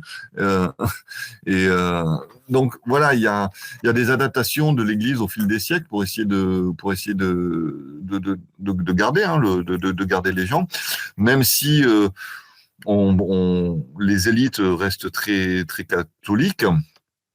Bon, après, par la suite, hein, il va y avoir les guerres de religion. Enfin, c'est un sujet complexe aussi, mais voilà, ça coûte moins cher, il y a moins d'intérêt, ce n'est plus rapproché au divin, et le divin, voire, on s'en éloigne un petit peu. Toutes ces raisons font que effectivement les épices vont petit à petit, il n'y a pas de rupture brutale, mais petit à petit vont être moins utilisées au profit d'essences plus locales et de nouveaux produits. Alors, on voit que l'utilisation des épices, elle évolue du coup du bas Moyen-Âge au début de la Renaissance. Est-ce que la cuisine aristocratique dans son ensemble évolue aussi sur d'autres points, peut-être? Elle évolue dans les façons de cuisiner. On a des inventions, on a des créations culinaires. Hein. Avant, pour faire une liaison de sauce, on pouvait utiliser des fruits secs en poudre, notamment de l'amande, de la chapelure, ou alors de la mie de pain qui va relâcher de l'amidon de riz aussi, pourquoi pas. On peut utiliser des abats. Donc tout ça, ce sont des façons de lier des sauces, des jaunes d'œufs également. Et quand on va inventer le roux, hein, où on fait cuire de la farine dans un corps gras, et ensuite on verse le liquide par-dessus pour créer cette sauce hyper onctueuse, ben c'est aussi une révolution. Pour moi, c'est une révolution culinaire, quoi. L'évolution des ustensiles. Quand on invente la casserole, même si on peut dire que c'est un dérivé du coquemar, avec une utilisation différente, parce que le coquemar, souvent, il est posé devant les braises, alors que la casserole, elle peut aller même directement sur le feu. L'invention du potager. Le potager, il faut imaginer une plaque en pierre percée de trous, on met les braises en dessous, et en fait, ça nous fait une cuisinière, quoi. C'est l'ancêtre de la cuisinière, c'est l'ancêtre de la gazinière même. Donc, on a des évolutions techniques, on a des évolutions des goûts, on a des évolutions au niveau du mobilier culinaire. Donc tout ça, forcément, ça fait évoluer la cuisine. Et puis, on a des grands cuisiniers qui sont dans une... où avant, on avait un tronc commun de recettes et on adaptait plus ou moins ces recettes. Là, on est vraiment sur une recherche de nouvelles recettes, où même la haute aristocratie ou des nobles n'hésitent pas à créer leurs propres recettes, hein, pour laisser leur nom dans l'histoire, comme la sauce Soubise. Le marquis de Soubise, hein, a créé cette sorte de béchamel aux échalotes, qui est juste une tuerie, mais il y a une sorte de renouveau constant. Et alors du coup, au niveau des aliments, tu disais qu'on s'éloigne de Dieu, du coup, est-ce qu'on conserve cette hiérarchie alimentaire dans l'aristocratie, ou est-ce que du coup, les aliments qu'on consomme, eux aussi, évoluent? La gamme d'aliments que l'on peut consommer s'enrichit. Mais je dis à partir du moment où ces aliments endémiques des États-Unis, ils arrivent en Europe, où on commence à les consommer, à les cultiver, eh bien, on va créer des recettes autour. Et certaines plantes, comme la tomate, hein, est longtemps une plante ornementale avant qu'on se décide à la consommer. Mais bon, voilà, il y a la pomme de terre aussi, hein. La pomme de terre, elle nourrit le bétail. Elle fait une double entrée en Europe par l'Espagne et par la Hollande. Et il faut attendre Parmentier, qui a été prisonnier de guerre, qui a dû sa survie à la consommation de patates. Et Parmentier s'est dit, mais on a peut-être là une solution pour lutter contre le manque, hein, le manque de ressources alimentaires pour toutes les classes de la population. Et donc du coup, voilà, de nouveaux légumes, nouveaux ingrédients, nouvelles recettes, création de recettes également. Et alors il y a quelque chose de rigolo, parce qu'on a une recette que l'on retrouve dans le Ménager de Paris qui s'appelle des écherois. Donc là, on est au XIVe siècle, hein, fin du XIVe siècle. Ce sont des racines que l'on va chemiser dans de l'œuf et de la farine, et que l'on va faire frire. Moi, je me suis amusé à en faire avec des panais, et on dirait vraiment des frites de pommes de terre. Mais le panais rajoute ce goût un peu doucereux supplémentaire. Mais voilà, mais les panais, on est obligé de les passer dans de l'œuf, de les passer dans de la farine. Il y a plusieurs opérations de cuisine pour faire nos écherois. Quand on découpe la patate et quand on invente la frite, hein, qu'est-ce qu'on fait? On découpe la patate et on la met directement dans la friture. Et on n'a pas besoin de chemiser, donc c'est pratique aussi. Il y a un côté pratique à la cuisine de la pomme de terre. Alors ce que je dis là, c'est absolument pas ni quoi que ce soit. C'est juste une pensée, voilà, une pensée fugitive autour de la consommation de la pomme de terre, mais qui nécessiterait d'être creusée. Oui, mais en même temps, c'est ça aussi qui est intéressant avec ce que tu fais, notamment avec l'archéologie expérimentale, c'est qu'à un moment donné, t'as pas forcément besoin de la source, mais juste de la pratique au quotidien, où tu vois si c'est pratique ou pas, et donc tu peux peut-être en déduire des usages, j'imagine. Oui, en fait, c'est une double pratique. Il y a la pratique de la cuisine, effectivement, pour retrouver le tour de main, etc. L'archéologie expérimentale, c'est encore un autre niveau parce que on barde le foyer, l'ingrédient à cœur, le contenu, donc pour en tirer en fait des données scientifiques. Et l'archéologie expérimentale sert surtout à étudier les phénomènes de cuisson à l'intérieur du pot, à l'intérieur d'une gamelle, dans un four, etc. Et c'est vrai que le fait de faire des cuissons comparées, je me souviens justement d'une expérience qu'on a fait autour d'un pâté où on l'a cuit dans de la céramique au feu de bois, dans un mobilier métallique au feu de bois et dans un four. La réalisation du tournage a fait qu'on n'a pas été très attentif à ce qu'on faisait. Parce que bon, je vais pas t'apprendre à toi comment ça se passe sur un tournage. Et résultat, deux recettes sur trois étaient cramées. Et la troisième était pas cuite. Donc là, on est plus dans l'expérimentation. L'expérimentation culinaire, on va dire que l'archéologie expérimentale. Mais c'est vrai que l'archéologie expérimentale nous aide vraiment à comprendre ces phénomènes de cuisson et pourquoi on cuit d'une certaine manière plutôt qu'une autre, comment se fait la montée en température, quels sont les rendements aussi, pourquoi on va privilégier un pot en céramique plutôt qu'un plat métallique, comme des fois nous l'indique de Maître Chicard, où on a vraiment des mentions spécifiques sur tel ou tel ustensile, et l'archéologie expérimentale aide vraiment à comprendre cela, et puis simplement comparer les performances entre telle et telle forme de pot, telle et telle terre utilisée, etc., etc. Dans les questions qu'on nous pose, comment est-ce qu'on s'assurait de la fraîcheur des aliments ? Très facilement, en fait. Dieu nous a équipés d'un nez et Dieu également. Donc, la fraîcheur des aliments, on n'a pas de connaissances empiriques des phénomènes de bactéries, etc., etc. Mais quand ça commence à se couvrir de doudou ou quand ça commence à puer, faut pas le manger, quoi. Après, on a beaucoup de moyens de conservation des aliments, hein, qu'on n'imagine pas forcément. Le froid en est un, même si les glacières que l'on avait servent surtout à la Renaissance à rafraîchir l'eau. On peut pas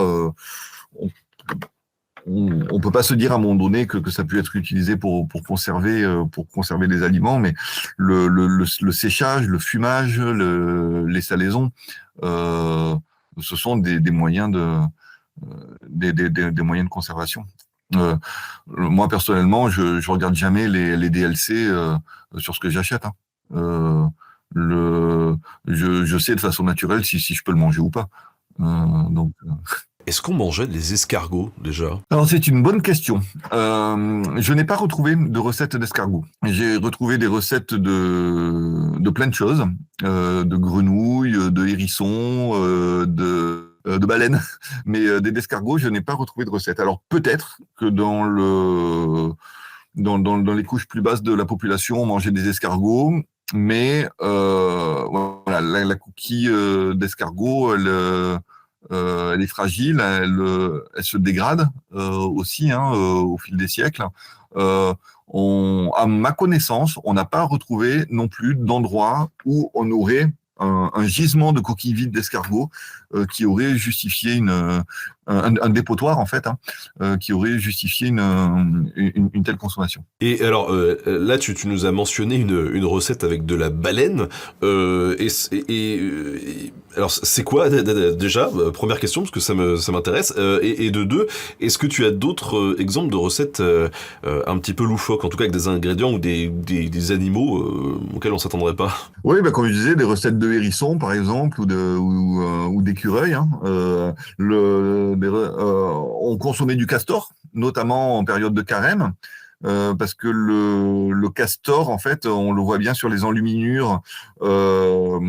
Alors, j'invite tous les auditeurs à taper enluminure castor sur le moteur de recherche, et on voit que le castor, sa queue, elle est dessinée en forme de poisson. Et donc du coup, il y a eu un débat dans l'Église et on a autorisé la consommation de la partie inférieure du castor, parce que c'est un animal qui vit dans l'eau, sa queue ressemble à un poisson. Dieu ne fait pas les choses à moitié, la théorie des semblables, quand ça ressemble à quelque chose, c'est que c'est bon pour telle chose.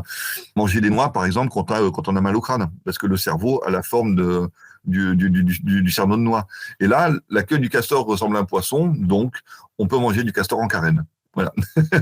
Et pour revenir à la baleine, ça arrive encore aujourd'hui que des grands cétacés s'échouent sur une plage. Donc ça a déjà été le cas par le passé. Et quand une baleine s'échoue, là on a une énorme opportunité d'avoir de la viande et surtout du gras, d'avoir de la graisse. Et le gras de baleine que l'on fait fumer, que l'on appelle du crasse-pois, laine fumée se conserve vraiment très très longtemps, quoi. Conservé ensuite au sec. Et, et voilà, donc on a des choses qui nous paraissent un petit peu curieuses comme ça, mais qui... On a Krusty qui nous dit, au risque de faire un anachronisme, qu'en est-il des régimes alimentaires dits alternatifs, comme le végétalisme et autres? On a ce qu'on appelle des régimes de santé. Je crois que c'est Françoise Nicou qui a d'ailleurs écrit un livre. Arnaud de Villeneuve est considéré comme l'un des premiers diététiciens. Donc on a vraiment des écrits thérapeutiques qui incluent une forme de diététique. Après, le végétarisme, oui, il existe, mais surtout dans les milieux monacaux, où la règle de Saint-Benoît interdit la consommation de viande de quadrupède. Dans un de ces articles, dans un autre, on est plus sur une consommation de viande plus généralisée. Après, voilà, il y a toujours cette question médicale. Va-t-on manger de la viande quand on est malade parce qu'elle va nous aider à nous fortifier, etc., etc. Donc, je pense que le végétarisme au Moyen Âge existe déjà, comme il existait dans l'Antiquité, sur les pythagoriciens ou d'autres sectes végétariennes. Saint François d'Assise, par exemple. On le sait clairement, il était végétarien, connu par bon nombre d'œuvres de sa vie, notamment le prêche aux oiseaux. Donc il y a un rapport à l'animal qui est peut-être plus empreint de respect, parce que voilà, aujourd'hui, moi je critique aucun régime alimentaire, mais il y a quand même un sacré manque de respect de buter un animal pour aller le bouffer derrière, quoi. Mais après voilà, c'est pas une critique de ma part, tout comme la pêche, tout comme ça. Après, il y a des viandards qui me disent oui, mais qu'est-ce qui te dit que la carotte elle a pas une âme et qu'intérieurement elle crie pas? Ben ouais. Mais après voilà, une fois de plus, il faut se nourrir. Et ces régimes alimentaires particuliers, c'est le choix de chacun, en définitive. Ce dont je suis à peu près sûr, parce que c'est vraiment des sélections de céréales qui ont amené à développer à fond le gluten pour avoir cette élasticité de la pâte. Quand on travaille avec des céréales anciennes, on n'a pas de problème de gluten. J'ai un ami, Marc Durand, qui alors là, j'invite tout le monde à rechercher sur Internet le soleil de Brocéliande. Il est talmelier houbloyer, donc il a remis au goût du jour la fabrication du pain et des pâtisseries du Moyen-Âge. Il fait un travail de recherche et de restitution assez exceptionnel. Vous êtes allergique au gluten, mangez son pain. Il travaille vraiment avec des céréales anciennes, bio, certifiées, et il y a pas de gluten dans ces farines. Donc on a un pain qui est avec une mie qui est assez dense, mais qui est excellent pour la santé. Et alors justement, tu nous parles de pâtisserie. À partir de quel moment la pâtisserie, ça prend son essor? Déjà, étymologiquement, un pâté, c'est ce que l'on cuit dans de la pâte. Donc les pâtés au Moyen-Âge, ce sont les pâtés en croûte, les tartes, les tourtes, qu'elles soient salées, qu'elles soient sucrées. Donc on a ce que l'on appellerait aujourd'hui des pâtisseries sucrées déjà au Moyen-Âge, que ce soit le taillis, qui est une sorte de pudding avec des fruits, un truc qui finit bien le repas, que ce soit du massepain, une sorte de tarte à la pâte d'amande. Donc on a des pâtisseries sucrées, mais pour moi, je pense que c'est vraiment Antonin Carême qui a poussé l'art de la pâtisserie au plus haut niveau. Même s'il y avait déjà un essor durant la Renaissance à partir de Carême, enfin c'est des réalisations extraordinaires qu'on a du mal à réaliser encore aujourd'hui avec des moyens dont lui disposait à l'époque. Comment ça s'explique ça? Une mutation des goûts et des usages et des envies. Le Moyen-Âge en France, il n'est pas très sucré. On n'a pas le goût du sucre comme on peut l'avoir en Espagne ou en Angleterre. On parle de street mousse, de ce bec sucré anglais.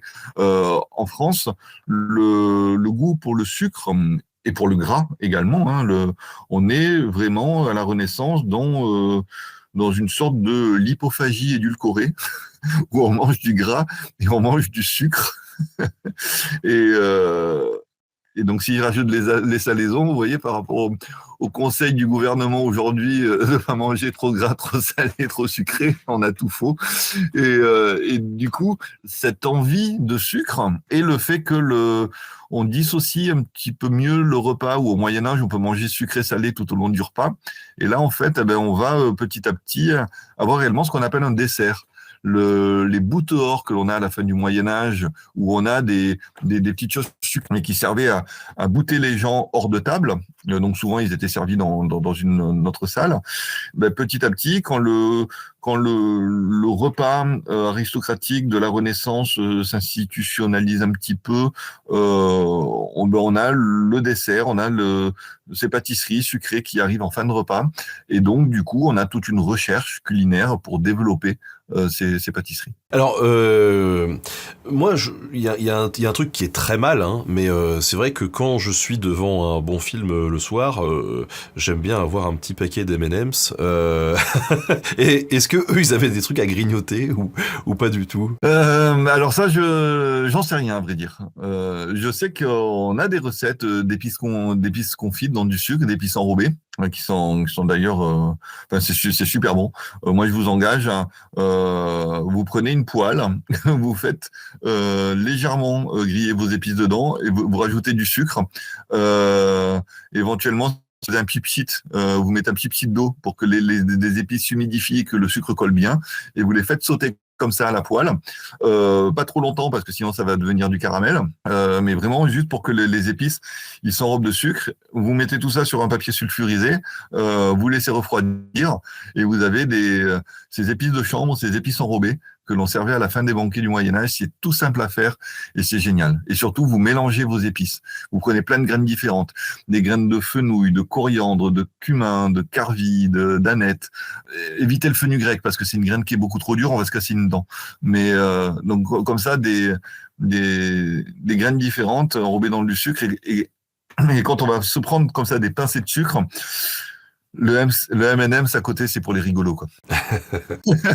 Tout à l'heure, tu nous disais qu'il y avait surtout le repas du midi et puis le repas du soir. Est-ce qu'ils avaient quand même des goûters? Non. Je pense pas vraiment parce que après, voilà, rien n'empêche le fait qu'on puisse se grignoter effectivement dans la journée, pas forcément des choses sucrées, mais qu'on puisse effectivement avoir un morceau de pain avec du fromage, de la charcuterie, le pain au chocolat ou la chocolatine pour les aficionados. Je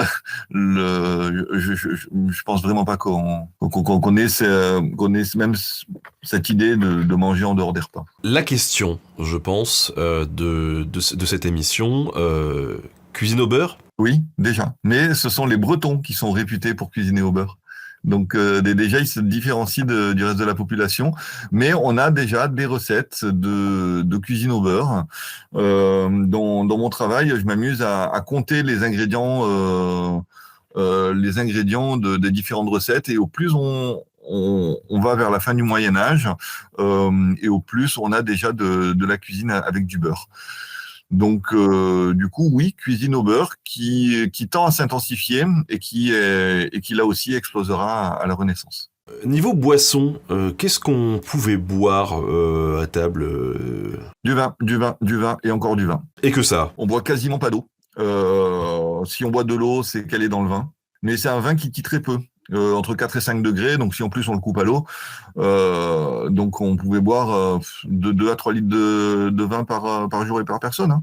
Là aussi, on se réfère aux productions, aux consommations, on se réfère également aux règles monastiques.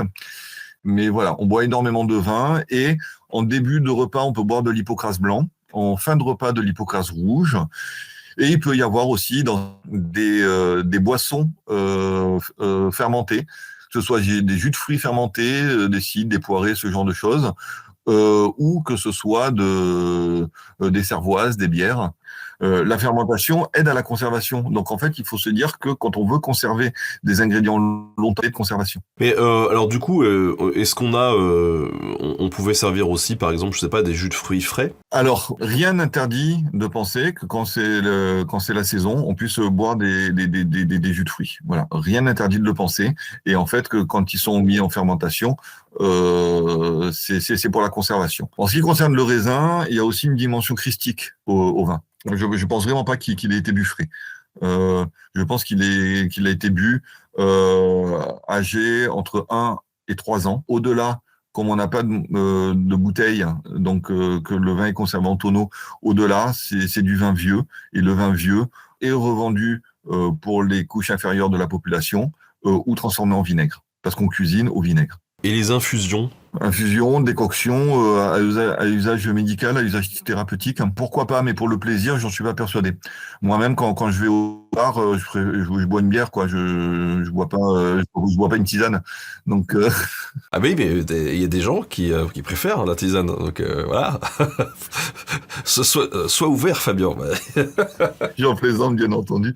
Mais non, ça me fait marrer parce que j'avais un copain qui donnait une anglaise qui lui a demandé un thé. Et le mec était bourru et il a envoyé chier en hurlant que si c'était un bar, que c'était pas une pharmacie. Mais non, non.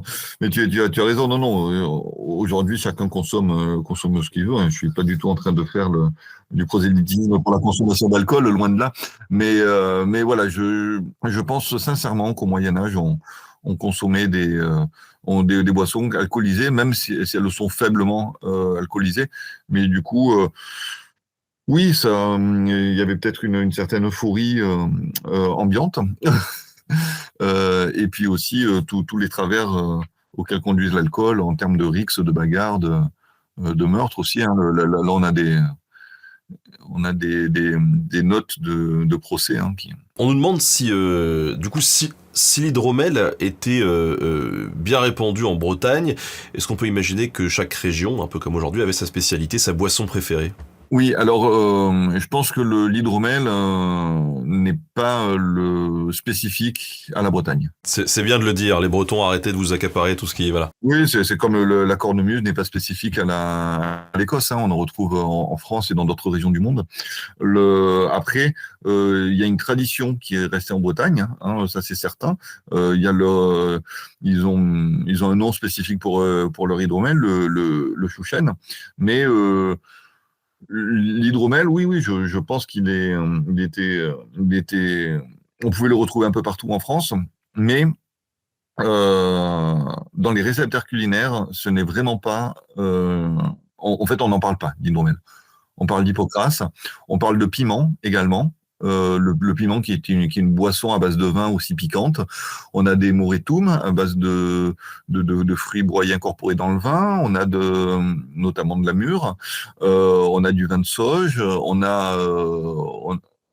En boisson, en fait, au miel, on va plus s'orienter sur un bochet, qui est une boisson où on fait cuire le miel et où on rajoute des épices, plutôt qu'une boisson où en fait le sucre du miel va être va se transformer en alcool avec un système avec une stimulation et l'apparition de bactéries qui dans la bière les déjections vont donner du gaz par exemple, et là en fait elles vont acidifier un petit peu la boisson et transformer le sucre du miel en alcool. Voilà. Mais ouais, je dirais l'hydromel pas spécifiquement en Bretagne et surtout pas présent dans les couches supérieures de la société. Est-ce qu'il y aurait c'est une question intéressante ça, est-ce qu'il y aurait des exemples de recettes médiévales que l'on pratique encore aujourd'hui assez régulièrement, mais sans s'en rendre forcément compte? Oui, bien sûr. Toutes les viandes mijotées, épicées. Enfin, dès qu'on fait une sorte de bourguignon, par exemple, le bœuf bourguignon, c'est une recette de civet de bœuf. Sauf qu'au Moyen Âge, on n'y mettait pas forcément des carottes et on allait mettre du gingembre, de la cannelle. Il faut se dire qu'aujourd'hui, on cuisine beaucoup, beaucoup moins. La cuisine traditionnelle française est beaucoup moins axée sur les épices. Alors que la cuisine aristocratique médiévale, hein, on l'a dit, est très épicée. Donc du coup, on n'a pas trop ce genre de choses. Mais il y a une recette de porrée blanche, une recette de légumes, où en fait ce sont des blancs de poireaux qu'on peut faire avec des oignons, mijotés dans du lait avec une liaison au pain. On l'a fait ensemble, elle est dispo sur YouTube. Oui, oui, on l'a fait ensemble. Là, très clairement, on est sur une fondue de poireaux.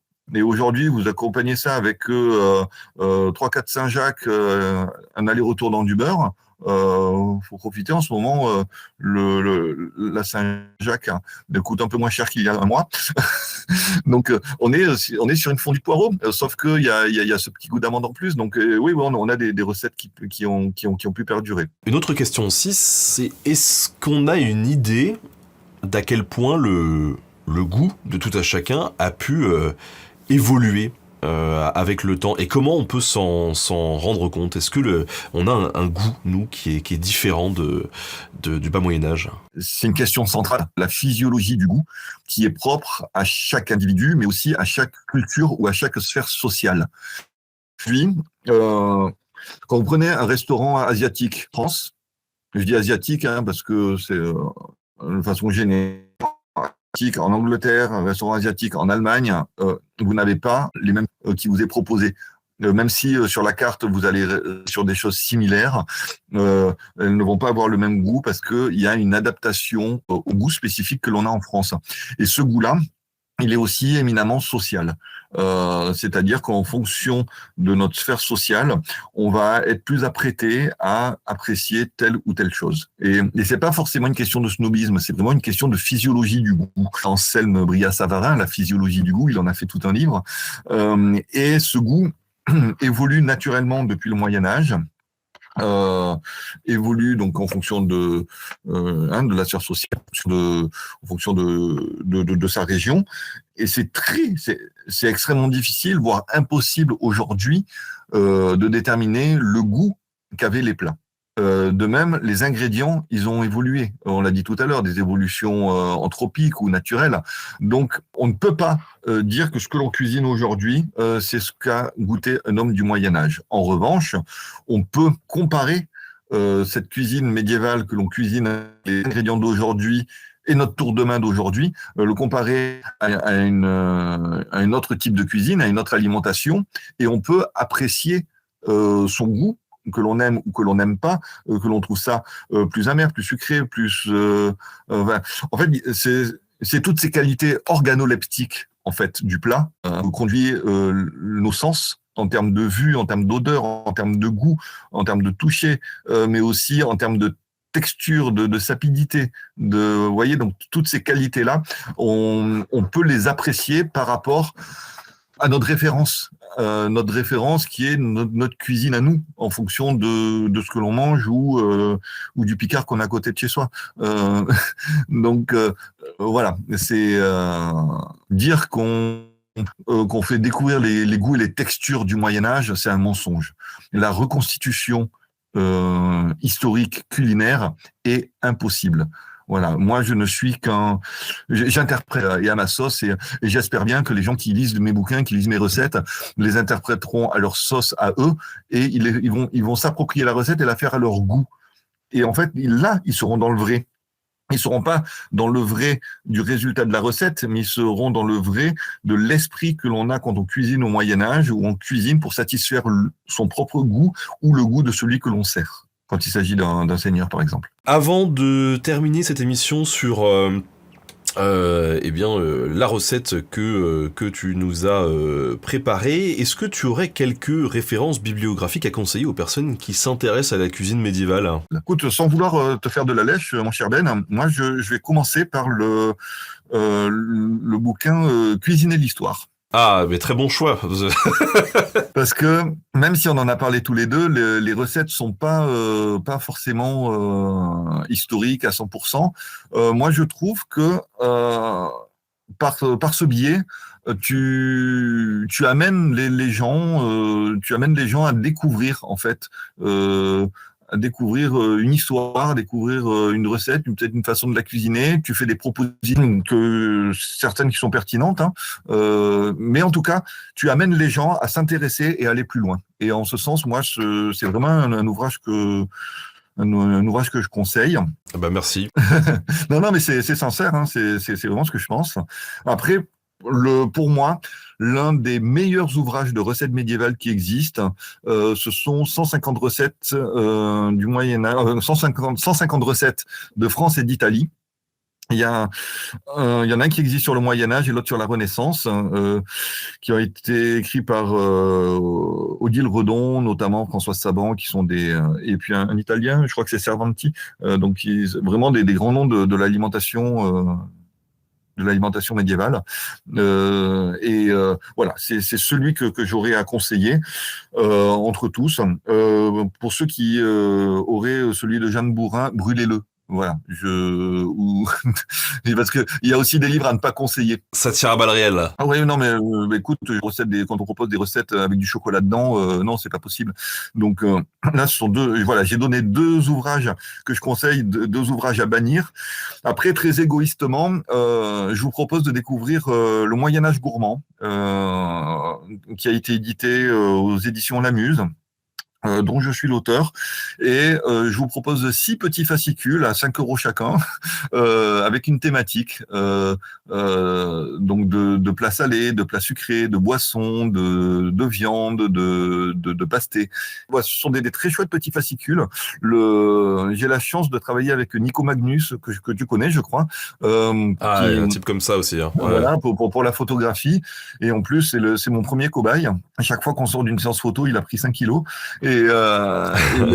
Non, mais les photos sont magnifiques, les recettes, elles sont extraordinaires, quoi. Et donc, je le conseille vraiment. Et pour ceux qui s'intéressent vraiment à l'histoire de l'alimentation, j'ai parlé de Bruno Loriot, conseil au manger au Moyen-Âge, qui est la référence absolue pour moi. Et un autre ouvrage pour ceux qui s'intéressent aux réceptaires culinaires, c'est Le règne de Taillevent.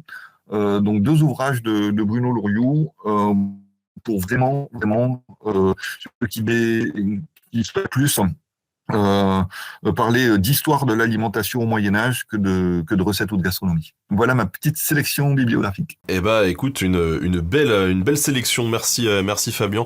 Peut-être que toi tu as des actus aussi sur lesquels tu voulais communiquer avant de boucler sur cette recette où je pense que les gens vont être attentifs et vont préparer déjà leur calepin, leur stylo. Ouais, alors en actu, alors moi depuis quelque temps je fais plus beaucoup de sorties, mais voilà, j'ai une amie qui organise le festival Cernunos, qui est un festival pagan métal,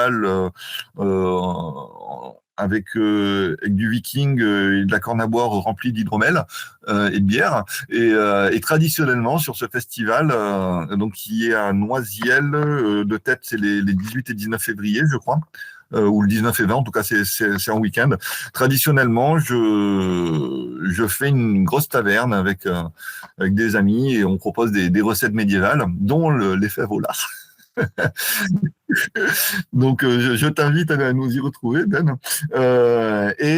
Sinon, je pense le gros événement de cette année, ça sera la conciergerie, où on va faire un banquet scientifique pour reproduire des recettes du banquet de 1456.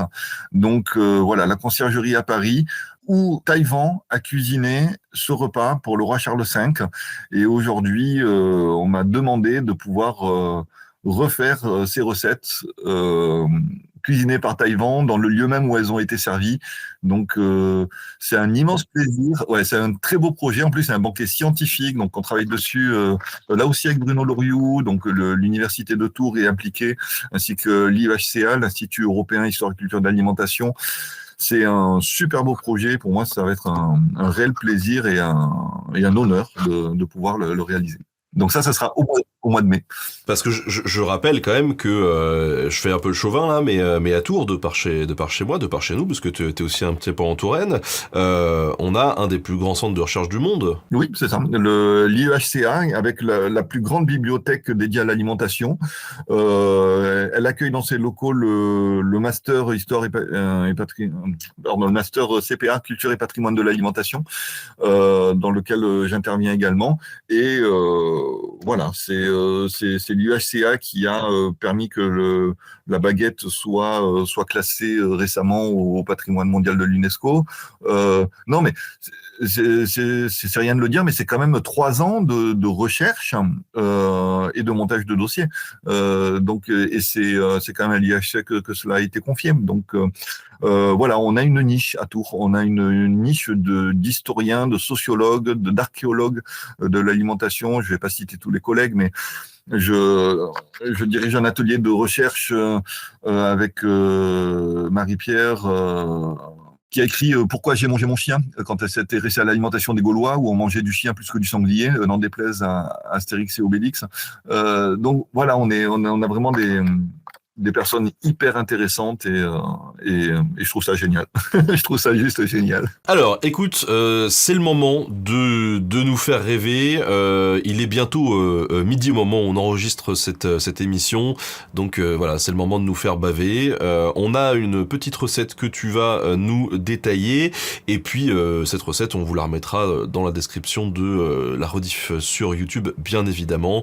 Comme ça, vous pourrez la refaire chez vous. Vas-y, on t'écoute, fais-nous rêver. Une recette originale qui n'est pas dans un réceptaire culinaire qui est très connu. Là, on va parler du modus viaticorum, qui est qu'on appelle le modus généralement, et c'est un ouvrage qui est très très peu connu, tout en latin. Et on a une recette que l'on peut traduire par mate faim. Donc quelque chose pour mater la faim. Je vais vous dire comment réaliser la recette. Alors déjà les ingrédients. 2 cuisses de poule, 200 g de farce de porc, un oignon, 2 branches de persil, du saindoux pour faire rissoler, en épices, du gingembre, de la maniguette, du girofle, du poivre long, du safran. Et pour lier le tout, un œuf, du fromage râpé. Il nous faudra également du bouillon de bœuf. Donc, vous pouvez faire bouillir un os à moelle dans de l'eau avec du sel, ou alors prendre un petit, on va pas faire de pub, mais il existe des petits carrés aussi tout près. Bon, voilà, chacun sa possibilité. Et du fromage à raclette ou du comté ou du Beaufort. Le but, c'est on fait bouillir les cudiments, on émince le tout, la chair et la peau en tout petits morceaux. On émince l'oignon, on cisèle le persil. Dans une poêle, on fait fondre le saindoux et on fait revenir l'oignon. Et en fin de cuisson, on y jette le persil et la poule et on fait revenir le tout pendant 2 minutes. On laisse refroidir et dans un saladier, on met donc cette poule qui est revenue avec les oignons et le persil. On ajoute la farce de porc, l'œuf, le fromage, les épices. Alors, les épices, faites-le à votre goût, mais une cuillère rase de gingembre en poudre suffit, par exemple, 2 pincées de girofle moulu, une pincée également de maniguette moulue. La maniguette, c'est la graine de paradis, et également une pincée de poivre long moulu, une petite dosette de safran, qui correspond à 0,1 g de safran en poudre. Et on mélange le tout. Une fois qu'on a mélangé tout ça, on fait des boulettes dans le creux de sa main. Et ces boulettes, on va les plonger dans le bouillon de bœuf bouillant, enfin un petit bouillon, pendant 5 minutes, juste pour les saisir. On égoutte les boulettes, on les place sur du papier sulfurisé au four, on met par-dessus le morceau de fromage de raclette ou de comté ou de Beaufort, et on laisse ça au four à 200 degrés pendant 20 minutes. Il y a le fromage qui va fondre, il va couler autour de la boulette, et ça s'appelle des mates fins, mais on peut aussi appeler ça des manches sans fin. C'est une super recette et qui est originale parce qu'on est loin des viandes mijotées que je présente habituellement. On est vraiment sur une cuisson. On n'est pas non plus sur un pâté, sur quelque chose comme ça. On est sur quelque chose d'hyper original, des petites boulettes de viande et que vous pouvez adapter ensuite à vos goûts, même changer les épices si vous le souhaitez. Voilà. Oui, et puis c'est pas très compliqué à réaliser, hein. En gros, on met un peu tout dans le même plat, on fait une boule, on fait cuire un petit peu au four, et voilà, donc ça reste très accessible. Oui, non, c'est super simple à réaliser et c'est très très bon. Et voilà, donc la recette, elle est issue d'un de mes ouvrages, hein, Moyen-Âge gourmand, et que je vous invite à découvrir. Eh bien écoute, merci beaucoup mon cher Fabien de nous avoir accompagnés durant cette émission. N'hésitez pas, on vous met tous les liens possibles, inimaginables dans les descriptions, que ce soit le podcast ou sur YouTube. Voilà, j'espère qu'on pourra se refaire un truc ensemble, que ça soit ici ou ailleurs en vidéo, qu'on pourra se refaire un bon petit plat tous les deux. Avec grand plaisir, avec grand plaisir. Moi, j'ai hâte qu'on se retrouve tous les deux derrière les fourneaux. Ça fait trop longtemps qu'on se dit qu'on va faire un truc et qu'on n'arrive pas à le faire, donc on y arrivera. Ben, en tout cas, merci pour ce tweet qui m'a aussi donné un petit peu l'occasion de peut-être d'être plus proche aussi, hein, de ceux qui s'intéressent au sujet. Si vraiment il y a des questions spécifiques, n'hésite pas à donner mon adresse mail, cuisine-historique, dans les liens pour ceux qui ont vraiment des questions spécifiques. N'hésite pas à me contacter. Je suis aussi présent sur Facebook. Et puis voilà, il y a la chaîne Corema avec nos vidéos dont tu as parlé tout à l'heure. Merci Ben. Merci à toutes et à tous pour votre écoute. Passez tous une bonne journée et à très bientôt. Salut!